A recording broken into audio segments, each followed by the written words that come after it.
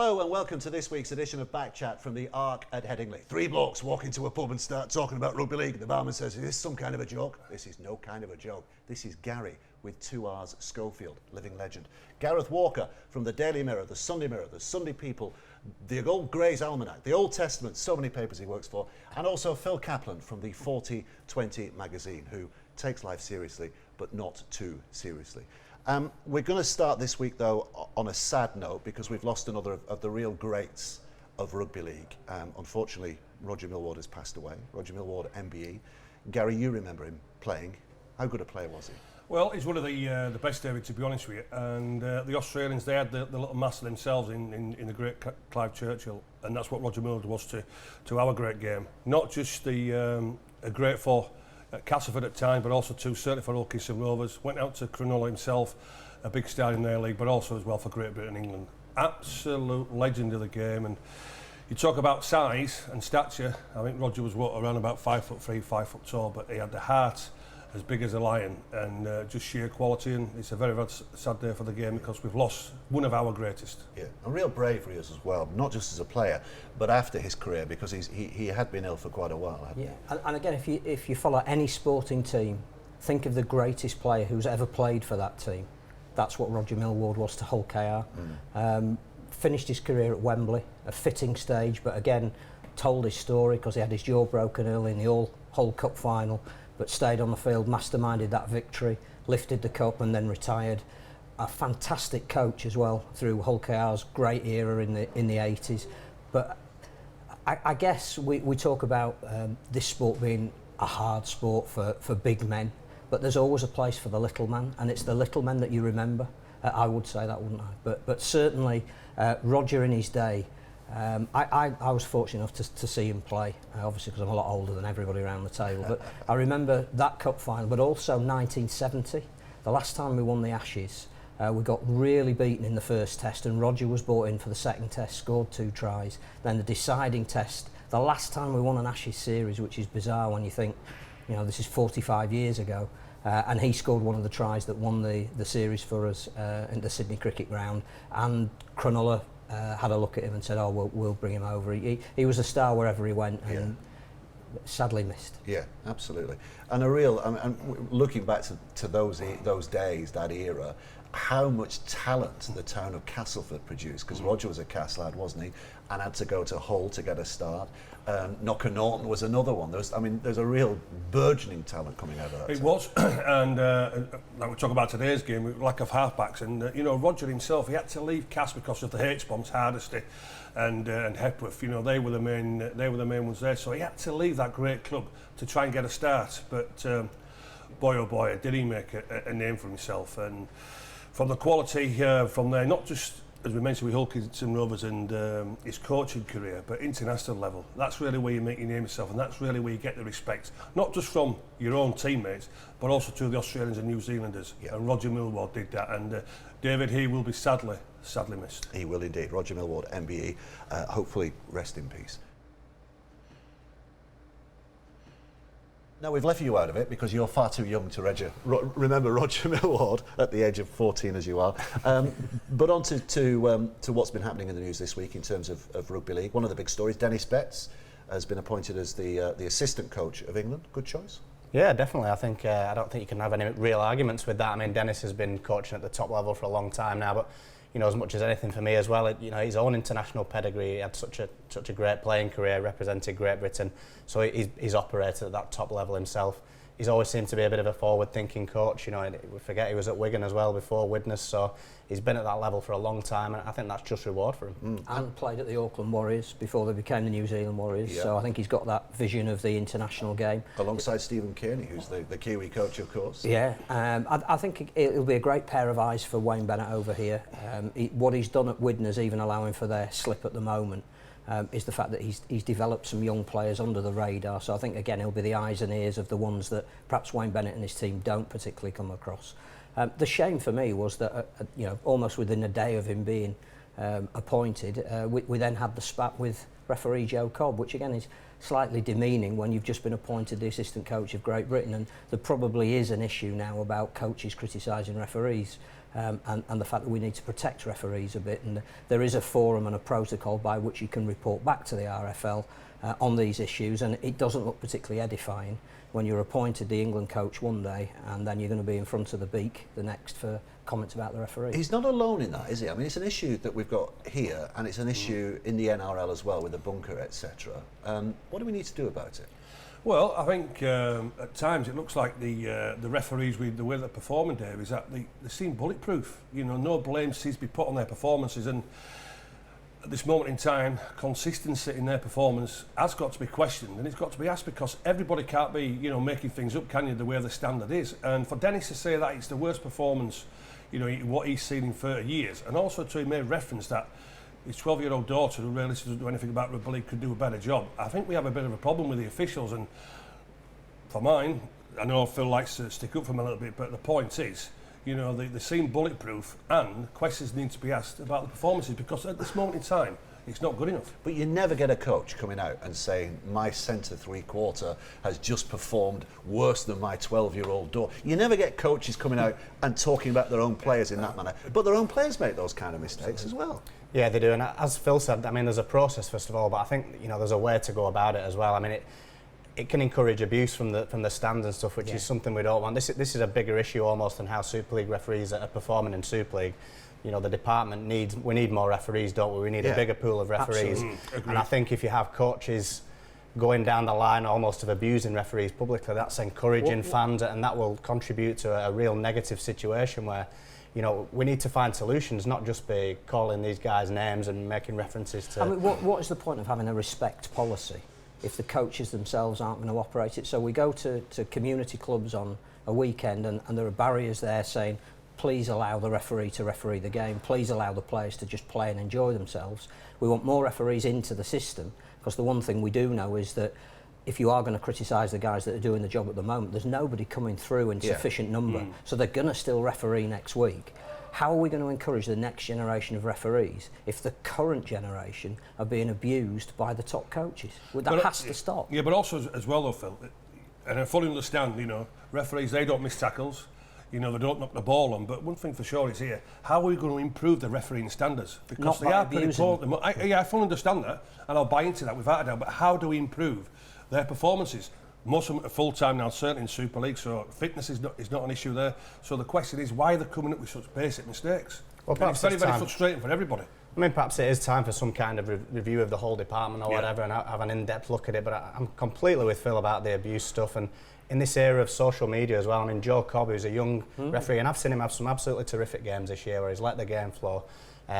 He's a young referee, and he's on social media, and some of the abuse I saw him getting on the Friday night was scandalous, really. Somebody saying, you know, don't come to this town kind of thing again. And how is that encouraging anybody to become a referee, which is what we need to improve? And that's the main thing, that if you go around the community game, you've got 13 or 14-year-old kids who perhaps aren't playing the game but want to referee it.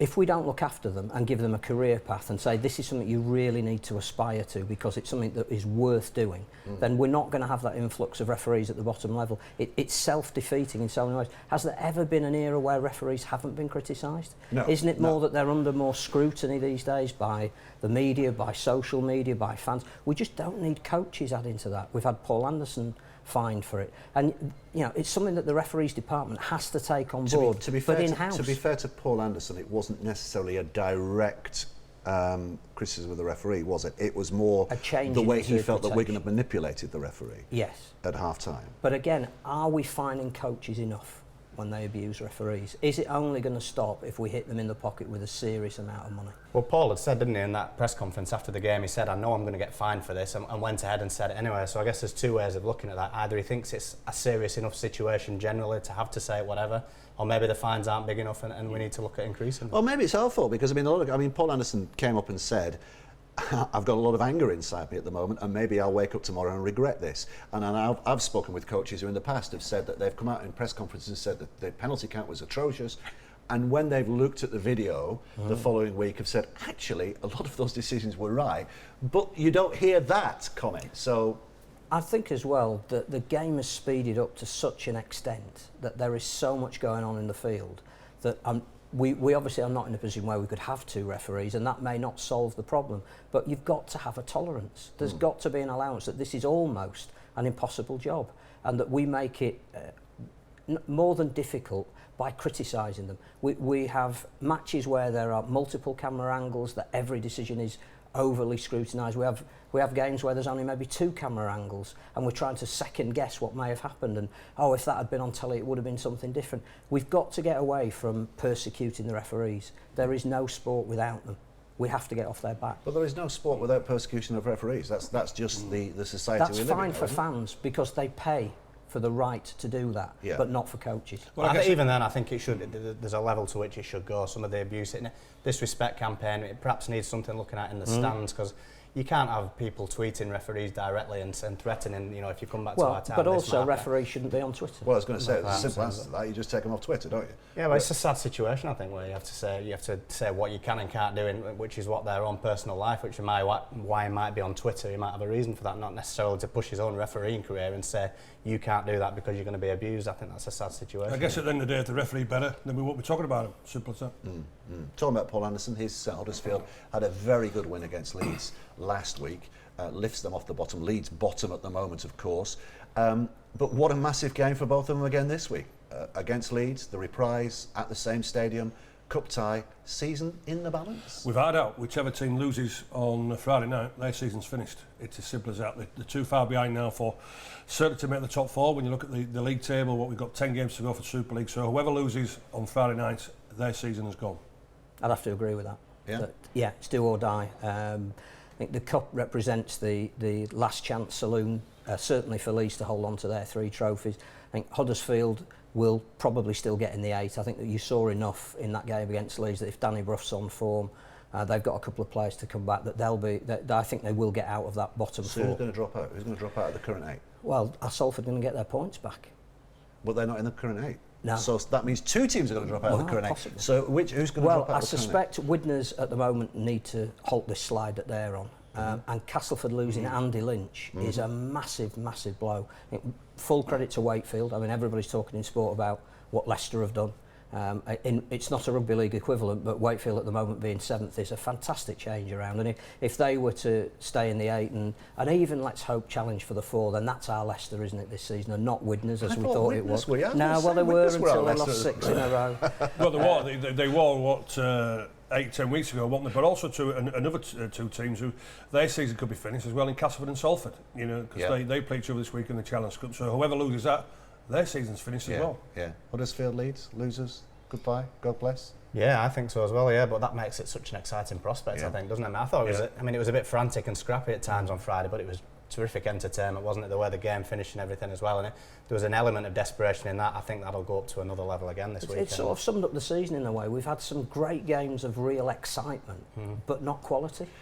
Again with Leeds, I mean, you just looked at that Leeds performance, and if you took it as a one-off in any other season, you'd say, well, it was a decent performance. Defensively, they were very good at times. Heart and soul on the line, 7 times Huddersfield over the line, but couldn't score. And, dust yourself down and get on with it next week. They can't afford to lose games, though, this season. Well, it's been a problem all season, and it's that creativity, isn't it? If you look at the points for and against, certainly so far this season, they're at the bottom of the league for a reason, and that's because they're not scoring enough points. So it's that creativity there. Robbie Burrow's been outstanding at hooker. Falloon, he's been very, very old and been very poor, and so has the other front row from Australia as well, in Galloway from a point of view. But one player I want to see step up as well at times, because his concentration leaves him behind. And we all know what a quality player he is internationally, is Callum Watkins. I think he needs to start stepping up to the mark as well, because Leeds this week, and for the rear end of the season, they're experienced, they're quality players, and they need to start performing now, because if they don't perform starting Friday night, the season's gone. Yeah. Is there a feel around that there's more injuries this year than we've ever seen before? Yeah. But everybody's gone on, haven't they? No, but I mean in terms of quantity, because inevitably we have to talk about injuries. You've got injuries, but you kind of put that into context. You look at Wigan's injuries, for example, right? And we've mentioned this before. No Sam Tompkins yet. George Williams has been missing for weeks and weeks. Eventually comes back. Michael McIlroy's gone for this season. Sean O'Loughlin's been out for a while now. Yeah. So those are 4 players who are key to your spine, and they're still up there. But of so Leeds, you can't. Other clubs can't use it. Yeah, but of Leeds is 1 to 13. 9 were missing last week. So it's not just the injuries, it's the players who are injured within your squad. But the problem so with you have to Leeds- manage it better. The problem with Leeds as well is that of that 1 to 13 who've been played have been terribly disappointed this season. And the Ryan Hall, Callum defensively, Watkins, yeah. you know, that three-quarter line has been really disappointing this Because season. it hasn't had a lot of great ball from the half-backs, because there hasn't been a settled set of half-backs. No. But the problem, I think, as well, with, as Garry says, they're having to defend too much because they're not attacking well enough. And again, there is another issue, which I know that dual registration comes up every so often. How do you get players fit when they're coming back from injury? The answer is not to drop them into a championship team for 1 week and fish them back out again. Because, again, that decries the championship. I think the real interesting elements of all this at the end of the year will be to look at the 4 teams who've got the reserve team this year. So looking at Wigan, Saints, Warrington, Hull, they're 4 of the top 5 at the moment. Will clubs like Leeds look at that and see that's been an element and a factor in this, and next year decide, Hull KR have already said they're thinking about bringing back a reserve grade. If those 4 teams finish in 4 or 5 top 5 positions, I think it might turn a few heads, and it might focus a few minds at the bottom end and say, look, we perhaps need that other tier, because then you would have more players available, and you wouldn't be dipping straight into, with all due respect, 17-year-old Cameron Smith. It looks a great prospect, but he's had to jump up at 17 because there's no reserve. Or expecting your players to rehab while they're playing, so they can only do very limited. Brian McDermott said Mitch Achurch didn't train last week at all and played then, and I think that's a factor, and I think this reserve thing is going to come to the fore again because of that. Hope so. Cass Salford, quickly. Salford for me. Season definer for those two? Yeah, absolutely. Salford, I fancy Salford because the confidence what they've got. Castleford have lost one of their huge players so far on Sunday in Andy Lynch. I just feel as though Cass lacking a bit of confidence, but Salford, we all know what happened to them last week. Great win against Ilkeston Rovers, plenty of confidence. Salford for mine to beat Cass. Do you think Salford will appeal their points deduction? I don't know. I have a feeling they won't. Marwan has said there's going to be a massive press conference coming up, hasn't he? Next week, yeah. He put his head around the door on Saturday, and I said, I think it's next week, yeah. Won't say what it is, but says it's the biggest one ever. The biggest one ever. So that'll be He's bought a second team in Canada. Well, to be honest with you, he's calling his press conference, isn't he? But he wants to realise it's him who's caused all this problem. It's not the coaches. He brought Tim Sheens in for a reason to settle things. Made Ian Watson the coach there to make sure he's got the right players, he's got the right culture, what the word is around the dressing room now, rather than team spirit. So the players themselves are bought into all this. There's only one person to blame here, and that's Mr. Koukash himself. The RFL haven't broken the salary cap. It's him himself, so he's got to take the full sole responsibility, and the players themselves are still backing themselves. So Marwan, stop spoiling things, take a backward seat and let the players do what they do best, let the coaches do what they do best, and stay away and let them do what they do best, and that's play rugby and get 2 points. On that bombshell, we finish part 1. We'll be back with part 2 in just a few moments' time.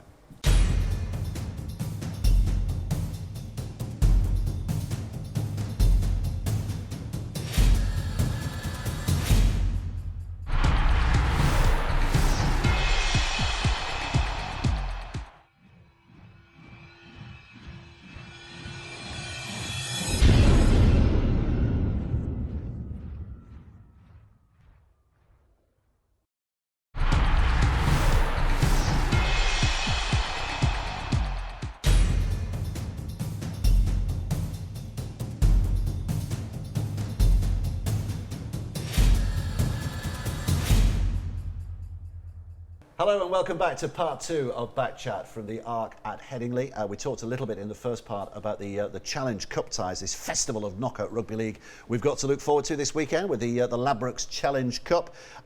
Let's look at some of the other ties that we've not mentioned. Phil, start with you. A reprise of your favourite ever Wembley final, Dewsbury against Wigan, 1929. Yeah, I was there. Looking down that list, Halifax against Widnes, Wakefield Toulouse, Batley Catalan, Oldham Warrington, Dewsbury Wigan, the non-all Super League ties. Can you see any upsets there? Possibly Halifax against Widnes. We've already mentioned that Widnes are struggling at the moment. They've got 3 people in front of the disciplinary, so their ranks are going to be stripped a little bit.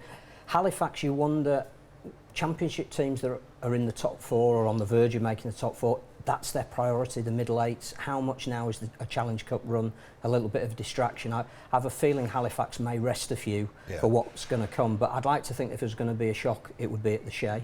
I think there's some good things Richard Marshall's doing there. They're back on form. They'd slipped away a little bit because of the high expectations that they set themselves last year. my outside bet for the Cup would be Catalan. So they're facing the slope, the old 9 Oil at Batley. Yeah. But I think they've just got such a well-balanced team. Silverware isn't far away for that side. So I can't see any shocks. I think, again, Dewsbury will enjoy having Wigan there.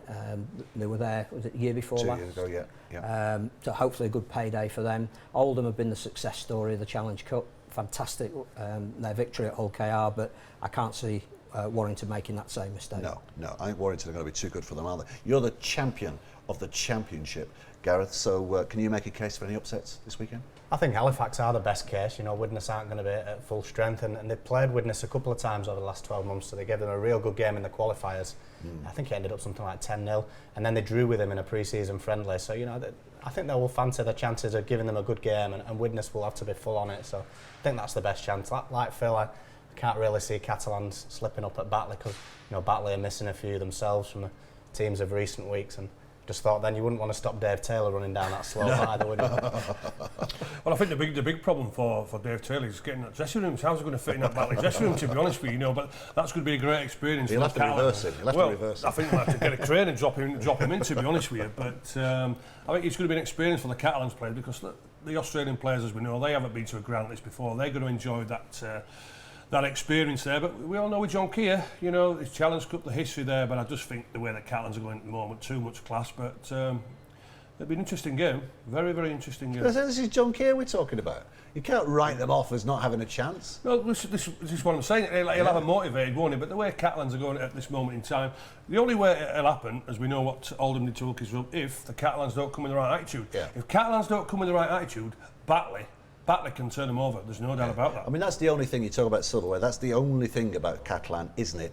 Do they know the importance of the Challenge Cup because of the Australian influence? I think it'll help having people like Richie Myler and Jody Broughton there. I think that people like Glenn Stewart are, again, we can talk about potential Man of Steel contenders halfway through the season. He'd be up there. Yeah. And I think he's up there because of his professional attitude. Yeah. That every game to him matters, and it doesn't matter whether it's Batley in the Cup or Salford in the league. Yeah. And I think that's part of the reason why they've cured these away day blues. That it's not an excuse anymore, because they've got people in that dressing room that won't make it an excuse. Then, you know, you're what, 3-4 games away from one of the biggest days of your life. They don't have the cup competitions in Australia. They'll know about the importance. Yeah. Bernard Gouache will make sure they know about it. Toulouse at Wakefield. I still fancy Wakefield, I think. Yeah, Toulouse. I think they'll give them a game, but I can't see past Wakefield. They've been playing pretty well again in recent weeks. And Toulouse, they stumbled a little bit. They drew at Rochdale, didn't they? I think that's a home win for me, to be honest. Yeah, the other way It'd be around. a good measure, though, of Toulouse. Yeah, because Well, the last round was a good measure of Toulouse, wasn't it? And they beat Leeds, so that shows that maybe they're championship. And they've been brilliant at home. They've been racking up 50, 60 points in League One in every. But this to go away to a Super League team, just be a measure of how far they're on their journey to getting towards Super League. I'll tell you one thing for sure for Wakefield as well. If the draw is kind to them, don't back against Wakefield, maybe going to Wembley. Yeah. The way they're playing, the forwards playing pretty tough, and they've got half-backs now who are settled. Jacob Miller's been the main organiser. Liam Finn getting around the field with a goal kicking and tactical kicking. If the draw is kind to Wakefield, don't rule them out of going back to Wembley. He's a top tipster. You've got to take note of his Hey, tips. Woody, I got 6 out of 6 last week. He had Tony Smith coaching at St Helens. There is for that. example. Well, I think Move on. I think this year the fact that we Paul could Rowley's an ex-England coach.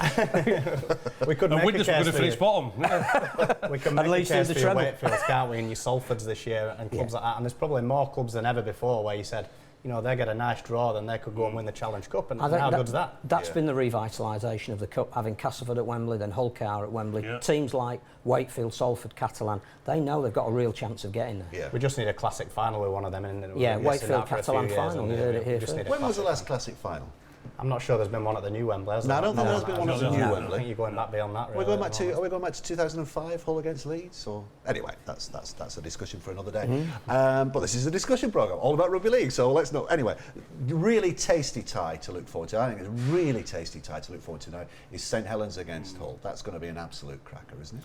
Well, people are saying the question, Hull have let 2 of the best players go in Pritchard and Manu to represent the country to be the captains, but they've got quality coming back in Gareth Ellis and Mark Minicello as well, so they're not losing a real lot there, but I think Hull, the way they're going, they'll fancy them chances at Langtree Park. I've seen St Helens now the last couple of times, and I'm still not convinced, Dave. I'm still not convinced.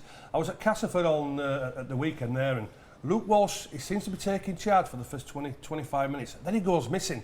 For some reason, John Wilkins seems to want to take over, and they seem to lose the shape, and the players seem to get disorganised. So I'm still not convinced from a point of view there that everything's right in that dressing room. They don't know the true leader, and they're just losing the way at times a very much important part of the games. I fancy the Black and Whites to turn Saints over this weekend. Hull won there by a point, didn't they, over Easter? Yeah. They're in form. I think the fact that they've let 2 players go is to their absolute credit. There's been so many issues over eligibility for international games, and we have to say that Hull have been absolutely exemplary in allowing those 2 players to go. They're both captains of their But more than that, respective- they're captains against each other. Yeah, So but I just wonder if they hadn't been captains, whether that might have muddied the issue a little. I think, again, it's a shot in the arm for International Rugby League, and Hull have potentially sacrificed 2 of their best performers this season on the Challenge Cup trail. That is admirable, but I think they'll get payback for that. I think when the 2 guys come back, they'll be trying even harder to keep Hull in the top 4 and possibly on the road to a grand final. I would like to think that Hull get their reward for allowing the guys to go by perhaps progressing in the cup, but we all know what Saints' cup tradition has been, although not in the recent years. So does Wembley represent the best chance for St Helens to get back on the silverware? Yeah, is it 2007 their last final, 2008? The way the story's going at the moment, you would not bet against Johnny Lomax winning the Lansdowne Trophy this year, because it's been a fairy tale return so far for him, hasn't it? It has, absolutely, and what a feel-good story as well. Probably the feel-good story of Super League. You know how high esteem players are held in when you hear like Kieran Cunningham say he was moved to tears and stuff, and when he scored that try in his comeback game, the players to a man rushed over to him. You can see that he's a big part of that squad and that he's very highly thought of. And for he's had 2 rotten years with injuries, hasn't it? It's not just this last one. He's had incredibly bad luck. So for him to come back and again at weekend, he's had a big influence on the game. Scored a try towards the end of it. Great feel-good story, and like you say, he wouldn't back against anything happening now. And it's good, I think. That's a big poor prediction. I'm not very good at picking predictions, but right at the quarterfinals, Johnny Lomax for the Lansdowne Trophy. That's a big prediction. Right at the quarterfinal level. I just said it would be a nice story. That's all. It would be a great story, but we're still at the quarterfinal, so. But seriously, though, I mean, what you do realise about and Percival again as well, because I've missed Percival as well, is the class. Absolutely. Neither of them truly match fit yet, but when they're both match fit, we've already seen what they can do when they're not match. Well, certainly the way that Johnny Lomax has come back, he's certainly going to be in the fold for the England setup. But Percival, with a little bit shy in centres, he's playing outstanding. He's absolutely outstanding. So they're hitting good form, but again, it's just that mixture for mine where Walsh, he goes missing too much of the game for me, and it seems to upset St Helens, certainly on the attacking side. Yeah, there's talk about signing Lulu, isn't there, for next year? Well, what would he bring? Because he's not an hooker. He's not an hooker, wasn't he? Well, they've got that. Knowles, haven't they? Roby, Knowles. So what would he bring? He's denied it, and again, he's another one that's been injured. But there's turmoil at New Zealand Warriors as well, aren't there? Maybe people do want to get out of there. Yeah. I just think, going back to the Lomax thing, that it's rare that you're at a ground where both sets of fans cheer when someone scores a try. Yeah. And 13 months out of the game and 2 knee reconstructions, the effort that must have gone into... and I think, again, the plan was that he was only going to play 20 minutes of his comeback game, but because he was so good and he was cleverly manipulated around about 4 or 5 different positions, he stayed on for the full 80. It's just a great story. Anybody that appreciates what the players do for our entertainment have got to be overjoyed by the return of Johnny Lomax. You look at his form when he's come back from, certainly at full-back, at this moment in time, we know Tompkins is not playing, Hardacre's way out of form, out of confidence, so the 2 full-backs you would consider is Shaw at Hull and Lomax at St Helens, so who they come up against each other this weekend. Yeah, that'd be an interesting battle, wouldn't it? And Hull, 8 times Wembley finalists, never won it, or 8 times they've not won at Wembley, something like that. Anyway, they've never won at Wembley. That's the bottom line. But this, I mean, they've got a very real case of making this a year, haven't they? Absolutely, I think the potential's there for them, to win a trophy. Whether that, I think they're proper top 4 contenders, aren't they? So you can't rule them out of Super League either. They're not one of these clubs where you say, they might need a lucky draw to get to Wembley. I think they're one of the top 4 sides at the moment, so absolutely they've got a chance to win. Yeah. Just a brief dip into the Championship, but what a season we're having in the Championship. That's full of stories, isn't it? Bradford, Jimmy Lowe's walking out. Are they going to make the top 4? Are they going to make the middle-eights this year? Are they going to make the middle-eights this year? Well, their appointment's massive, isn't it? I guess they do need a turnaround in form because everyone's chasing them now. London have been a real success story, and at the moment it looks like them and Lee are pretty set, and then there's a scramble for the rest of them. Halifax have picked up You still wouldn't bet against Sheffield if they managed to put it together. You know, they've quite often gone on late season runs in recent years, so they would be a threat to Bradford's place. So it's a big few weeks, I think, for them. Featherstone have had probably a few too many injuries, but they're still in the mix. Yeah, as bad injuries as anybody, probably Featherstone. But if they get the full team back on the pitch, then again. The great story is London, and how they've turned it around, and not only rebuilt their squad with the Championship in mind, as opposed to a collection of individuals who weren't used to playing in the Championship last year. And again, I know a lot of it was down to the travelling number of Bradford fans on a bank holiday weekend, but 1,500 at Ealing, again, it's a little signpost that things are getting back on track, that they've got a base now. They've played 3 games, one after the other. So again, with a plastic pitch you can do that, but it's bringing everybody together, which is what they wanted to do in Ealing, and it is a success story. In fact, is the face of Rugby League changing? We've had the Canada announcement this week, which we knew about, but we've got some detail. We've got Caplan at the near top of Super League. We've got London at the near top of the Championship. We've got London Scholars with their best start to the season. Toulouse are up there amongst the front runners. Is the map of Rugby League changing? Well, let's question whether that is the acceptable face of Rugby League to the unacceptable face of Rugby League. Is your heart gladdened? Because you're not a big expansionist, are you? I know, Phil always turns things around. He always puts a huge spin on things, doesn't he? But yeah, London are doing okay, and well done to them. Andrew Henderson, you know, he seems to be getting everybody pulling in the right direction. I'm led to believe with the reserve team and the academy, whatever they've got down there, they're all playing in the same way. Everybody knows their own roles there. So yeah, well done to Andrew Henderson at London. My concern about London, though, is Ealing. Is that a Super League venue? Well, no, it's not. But the whole thing about going there was that they saw that as a place that could grow with them. So there is scope to develop that, and that's what they wanted to do. They wanted somewhere that could develop with them, and I think, you know, that's a good thing, to be honest.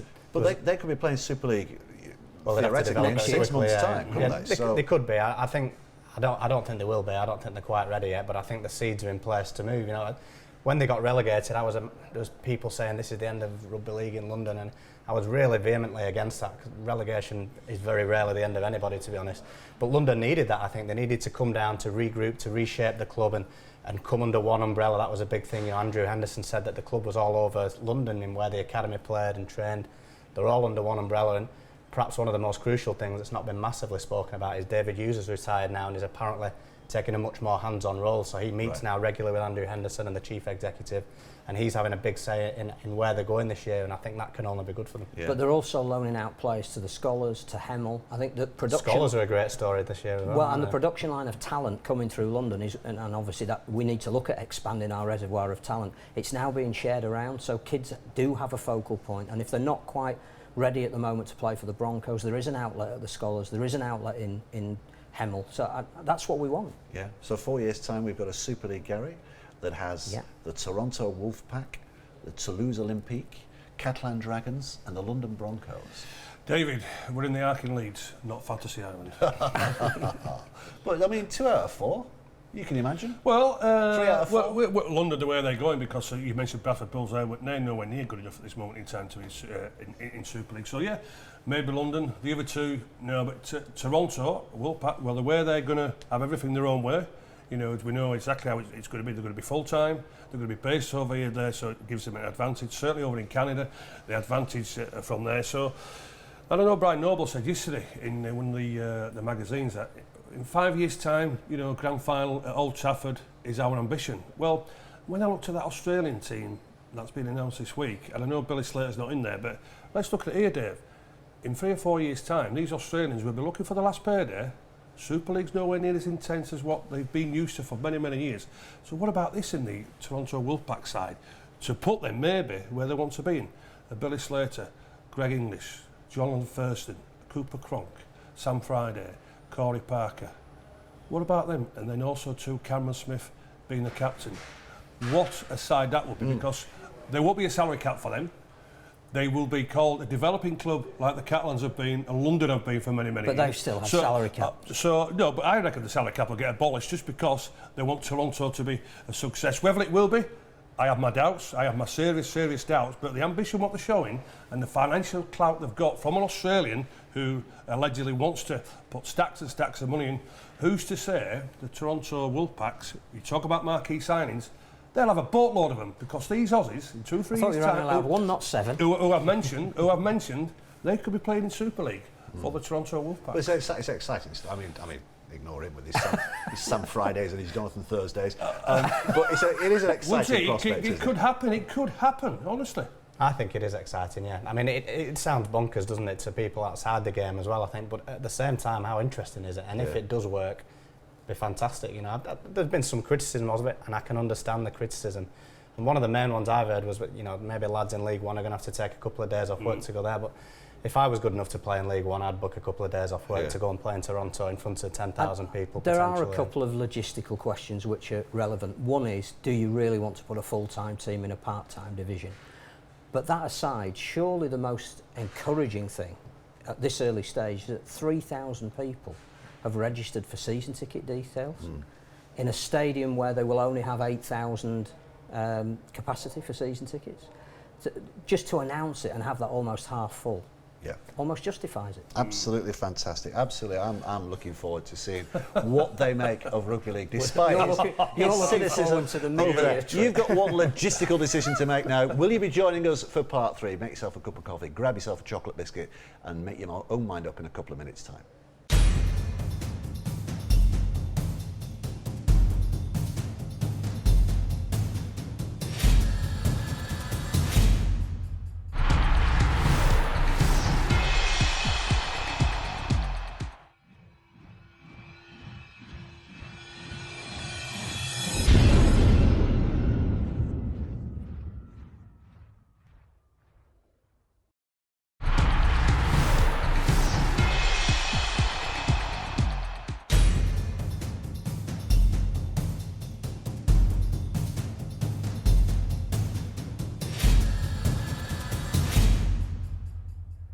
Welcome back to the Arc at Headingley for the third and final part of this week's Back Chat, and as ever we get on to matters down under in this final part, and it's an exciting week this week as well, isn't it, because we've got the internationals, Australia against New Zealand, Papua New Guinea against Fiji, Samoa against Tonga, and of course country against city, the origin trial game, or at least that's the way they describe it, but we'll get on to that a little bit later. How excited are you, first of all, Gareth, to watch Australia against New Zealand, Australia including Fiji's Semi Radradra and Samoa's Josh Maguire? They've not got enough good Australian players anymore, it seems. No, I mean, there's so many stories around that game. It's certainly interesting, isn't it? I mean, the Radradra stuff and Josh Maguire, who played in the World Cup for Samoa. And then also New Zealand, you've got suggestions over there that the Warriors have almost been dictating who players by suspending and pulling out players and stuff. So there's a heap of storylines around it. I'm sure it'll be a terrific game, but it's almost a shame for me that it's been dominated by this eligibility stuff again. The only slightly heartening thing was there seems to be more voices chiming up about this in Australia now, whereas there's a perception over here that they accepted over there that the NRL is king, but there's more and more people saying that we need to stop doing this with the international game and make it more important and the focus rather than the NRL. That's been encouraging. It'll still be a terrific game, I'm sure, on Friday, but there'll be a lot of focus on these players, I'm sure. The whole rep weekend has been called into question, hasn't it? Because City against Origin, people are saying, look at the two teams, they're not quality because players are not being allowed to play. We've got Samoa against Tonga when Super League-based players are going over, but Anthony Milford's, well, we're told not allowed to play by Wayne Bennett. I suspect there's a bit more to it than that. I think Wayne is protecting his player and keeping his international options open over the next 2 years. But the fact that we have this eligibility row, that we don't have a strong governing body at international federation level that can make sure that players play every time there are international opportunities because we don't have enough of them, is a blight on the game. The Australian 19 contains 5 players who are eligible for 5 other nations. Yeah. So we've even got the ridiculous situation that Aidan Guerra, who probably won't play in the 17, should be playing for Italy in the World Cup qualifiers at the end of this year. And if we're serious about spreading the sport, and Toronto is part of this because it's all about the international footprint of it, we just need to have the 8-year calendar that we've been promised for how long now? And we need the NRL specifically to buy into that because they're such an important power broker. The other thing about International Rugby League that relates to the club competition, relates to PNG and Fiji, is it's great the PNG Hunters have been in the Queensland Intrust Cup.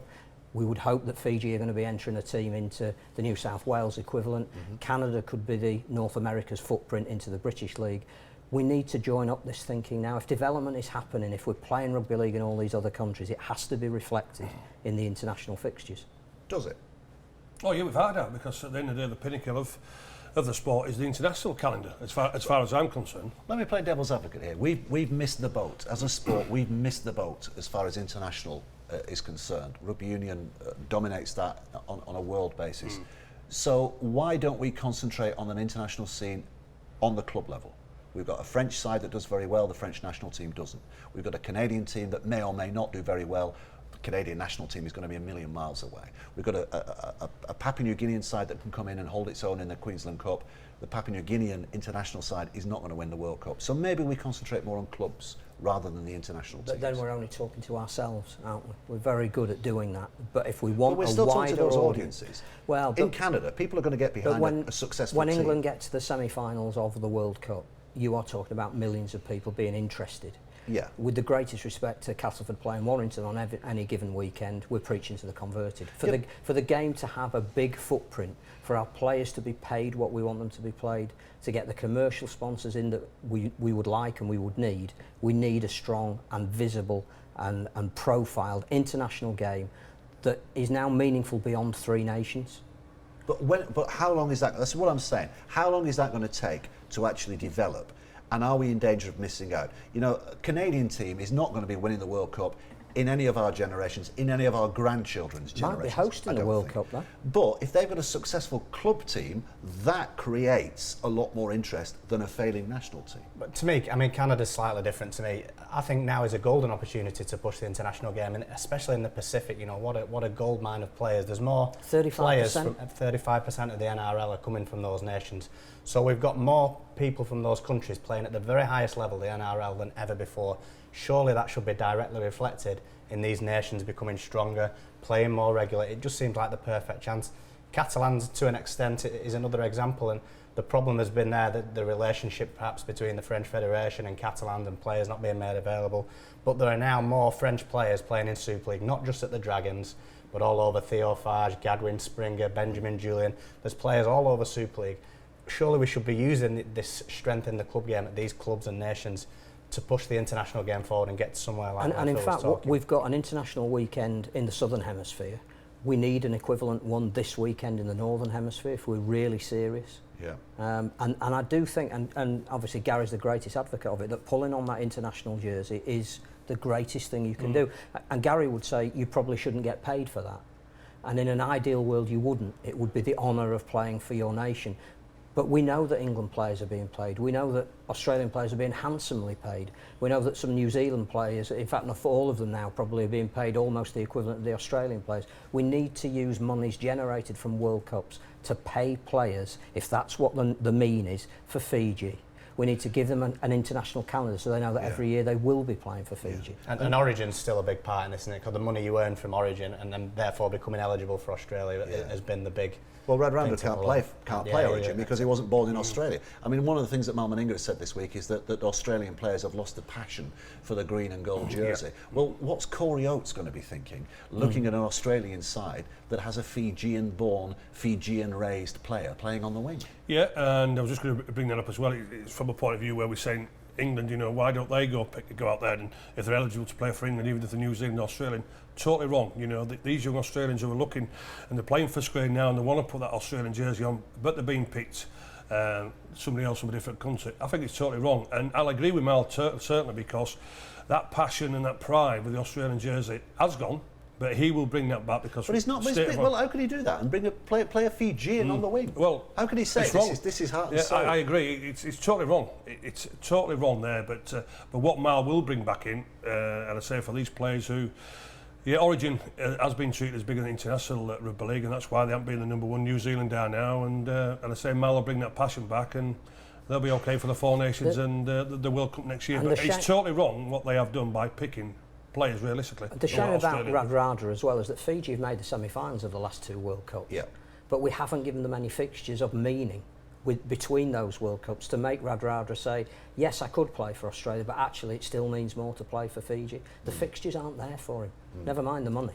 Yeah, and we talk about the New Zealand Warriors having been set up in a similar way that the Caplan Dragons were set up to try and improve the nations performances, and there's only one New Zealand Warriors player playing for New Zealand this time, Sean Johnson. Yeah, well, the disciplinary issues at the Warriors have obviously played a part in that. But, I mean, the New Zealand are lucky, as again are France, that there's so many New Zealanders playing at other clubs in the NRL at the moment. So they've still got a very strong squad. You look through there, they've got some terrific players in it as well. But, you know, it was set up to help the game in New Zealand, and Catalans was set up to try and help the French thing. So the relationships and things between that, you know, pivot club and the federations needs to be good if the international game's to benefit. But also as well, the reason why England are getting closer and closer is quite clearly because we've more players playing in NRL, which is a far better competition. Ours is week in and week out, so that's why we're getting closer as well. Yeah. But so are these Pacific nations, which is why, absolutely, you know, which is why the rule in New Zealand. The thing about the New Zealand Warriors, it took them 10 years to accommodate what it meant to play on that weekly intensity in the NRL. But at the same time, more New Zealand players were playing in the NRL, and that has meant that the New Zealand side has got stronger. The great thing about the international weekend this weekend is that no matter what Australia do, they can't be the number one nation. It'll still be New Zealand on the world rankings, which is great. And that irks the Aussies. Yeah, I'll tell you what's interesting as well. You look at the Australian team, that Australian 19 or whatever that's been named, and there's quite a few of them who will not be involved in the World Cup next year. You know, Gallen's obviously played his last game, or will be playing his last game. You know, is Thurston still going to be the strike half-back in 16 months' time? Well, he's playing as well he's playing at the moment. Is Cooper Croc still going to be around? Cameron Smith? The general point, I think, is that there is a team of players getting old together, and I think it's fair to say there's not as many young Australians coming through because there's 35% have come through from other nations. So I think that's a fair point. Makes the Four Nations interesting, because I think that will be the time that Mal Meninga will test some of these younger players coming through in that Four Nations here. I think that's going to make that even more exciting. I mean, there still are players. You look at Latrell Mitchell at Sydney Roosters, who just looks phenomenal. And said they're obviously still top-class players, but perhaps not as many as in James Maloney in the Cronulla revival. Tedesco, who's He's injured Italian. Yeah, but he'll be playing for Australia though. Well, but Origin, when Origin comes up, that'll tell us exactly the quality of what those have got, won't it? When Origin, what starts in 2 or 3 weeks' time, that'll tell us the quality of what's coming through. Yeah. Which of these internationals are you looking forward to the most? As an internationalist, Phil, as the keenest internationalist on the panel, which of these are you looking forward to the most? I think because of the Hull connection, probably Samoa and Tonga. Yeah. There's an opportunity for Tonga to move up the world rankings, so I think they'll be well fired up. I just love watching the two hackers. The fact that they will smash each other for the full 80 minutes, they'll then hug each other and then fly back on the same plane together, the two respective captains. That, for me, that's what International Rugby League's all about. Yeah, that's at Parramatta, isn't it? They played there in the World Cup. Did they play there in the World Cup at Parramatta, those two? I think they each played Ireland there in the World Cup. But I mean, there'll be a real intensity to the atmosphere there, won't there? I think also when you look at the Australia-New Zealand game, the purpose of that is Miles' first game has been the test coach, so he'll want to put a marker down. But so will New Zealand as well, because you know they came over here, we turned them over. You know, did people expect us to? Maybe so, but they'll be again looking to put a point down to us is that we're still the number one. So Big Mal want to put a marker down and get that passion back and get that pride back in that jersey. But New Zealand, they want to make sure they turn the Aussies around as well. Yeah. So that's an interesting one as well. Is that test match? Yeah. Sorry, go on. I was going to make a case for Fiji and PNG just because I think that, you know, with the Hunters, you look down their lineup now and there's so many of these PNG Hunters players, in the side. Yeah. How's that affected the strength of their national team? And will we see another semi-rad rider from Fiji, you know, the next one coming through? Yeah, well, PNG is an interesting case, isn't it? Because they were disappointed at the last World Cup, weren't they? We always expect them to give something, and they perhaps didn't give at the last World Cup. But the next World Cup, they're going to be hosting at least one match in Papua New Guinea. Yeah, what a prospect that is as well, Try and get over to one of those games. Yeah, but I mean, they become a force again. Yeah, well, you'd hope so. They've got a new coach as well, Michael Marram, so I think he's going to... we're talking about Mal Meninga saying that the badge needs to mean something. I think, again, he's come out of that environment. He's going to... I think he's going to instill that into the PNG colours, but to have a double header where you've got all... You know, why if we were not down under this very weekend, why wouldn't you be going to the Pertex Stadium to watch two international matches, one after the other? I tell you what, Phil, the coach with the PNG, he won't need to tell his guys about pride and passion by putting that shirt on, because they're just absolutely nuts about the Rugby League and the player himself. There won't be an issue for motivation when they put that shirt on, I can reassure you. It's got a tear in my eye because because I know you're going to start talking about tear gas again any minute now. We're going to tear gas it? We'll move people want to do, don't worry about that. Very quickly, in the NRL, Parramatta dock 12 points. That's the news this week because of for salary cap issues. Do you admire the NRL the way they've dealt with that? I do, without a doubt, and I know Salford just been docked 6 points from there, but we should be more hardened, and we should do the same over if anybody breaches it, because at the end of the day, they won't do it again. Simple as that. Yeah. But they will do it again, because isn't this the... if you add the salary caps on both sides of the hemispheres together, isn't it 14 out of the last 15 years or something there's been a salary cap issue with one team or another? Is this not the final knockings of the salary cap? That we need to get rid of it? That because if it's going to be breached so brazenly, so often, what's the point of it? Yeah. And Souths, is Sam a disaster for them? He's obviously not a disaster in terms of on the field, but bringing him back, do you think that has caused what is happening at the Souths? There's something not right there, is there? I've seen them play a few times recently, and they're nowhere near that South side that won the whole thing. So, well, I can't think you can say that's directly down to Sam, but something's not quite working for them at the moment, and they're going to struggle to make the playoffs at this rate. And Martin Sadler's favourite team, Cronulla, look as though they might, in What a fact, fabulous story potentially be grand finalists this year. And you were talking about young kids coming through, Valentine Holmes and Jack Bird at Cronulla, just ripping it up at the moment. I'll tell you They're what, great to watch. if Cronulla do get there, it would be a great memory for the legendary Roger Millward. Yeah, absolutely. It's where we started, and it's a good place to finish as well. Garry, thanks very much indeed. But before we go, let me just remind you as to what you can see on this very channel. Mouth-watering selection of Rugby League matches coming up over the next few weeks. We'll start this weekend with the international calendar. It all starts on Friday, this Friday, Australia against New Zealand, 10:55 in the morning at the Hunter Stadium. And then on Sunday, the representative weekend rolls on. It's going to be the Origin trial game. It's been diminished in some quarters, but it'll still be a good game. Country against City, and that's at 7:05 on Sunday morning. No NRL this week because of those international fixtures, but the NRL returns next week on Thursday. It's the Dragons against the Raiders. That's at 10:50. Then just a one game on the Friday, the Parramatta Eels against the Souths. They've both got reasons to win, haven't they? They both have pretty miserable times at the moment. 3 games on the Saturday, Panthers against the Warriors, Storm against the Cowboys, the Sea Eagles against the Broncos. On Sunday, a couple of games, Knights against the Sharks and Tigers against the Bulldogs, and rounding it all off on the Monday, the 16th, that's the Titans against the Roosters at 10 a.m. Extra Monday game live. Right, and if you thought that was enough, well, there's even more to come, because of course the State of Origin is just around the corner. Game 1 on June the 1st. This is well worth getting a date in your diary. Make sure you don't miss these. Wednesday, June the 1st, New South Wales against Queensland at the ANZ Stadium, 11 a.m. live, Wednesday, June the 1st. And then on Wednesday, June the 22nd, Queensland against New South Wales, Suncorp Stadium, 11 a.m. live. And then the third and final game, and we hope a decider, Wednesday, July 13th, New South Wales against Queensland at the ANZ Stadium, back in New South Wales, 11 a.m. live. And if you've not been able to write those down with a pen and paper, then of course you can go on the internet and check this all out and more at www.premiersports, don't forget the s.tv. That's premiersports with the s.tv. So that's as far as we go, though, for this week. I hope you've enjoyed the chat. Thanks to Garry Schofield, to Phil Caplan and to Gareth Walker. Until next time, see you then.